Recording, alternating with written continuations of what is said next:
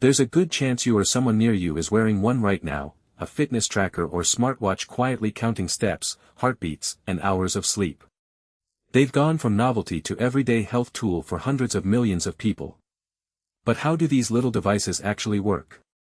What can they really measure, and how much should you trust the numbers?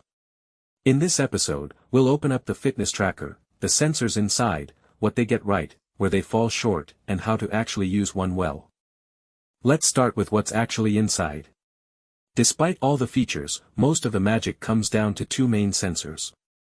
The first is an accelerometer, a tiny motion detector, the same kind that knows when you rotate your phone. It senses movement, and clever software counts the rhythmic bounce of walking or running as steps, and estimates how active you've been. The second is the optical heart rate sensor. Flip your watch over and you'll see little green lights. Those shine into your skin, and because blood absorbs green light, the sensor can detect the tiny changes with each heartbeat and calculate your pulse. From those two raw signals, motion and pulse, the device's software estimates everything else: your steps, your heart rate, calories burned, and even your sleep. So a lot of what feels like measurement is actually estimation, built on top of two fairly simple sensors. The market is crowded, but a few names dominate, each with a personality. The Apple Watch is the all-rounder, deeply integrated with the iPhone, polished, and increasingly packed with serious health features we'll cover next episode. Fitbit was the pioneer that made step counting mainstream in the first place, and it's now owned by Google. Garmin is the favorite of serious athletes and outdoors people, prized for its accurate GPS, long battery life, and deep training metrics. And then there's a wave of more specialized devices, the Oura Ring, the Whoop Band, and others, that skip the screen entirely and focus on sleep and recovery. The right one really depends on you, whether you want a smartwatch, a training tool, or a quiet recovery tracker. But under the hood, they're all working from those same basic sensors. So how much can you trust the numbers?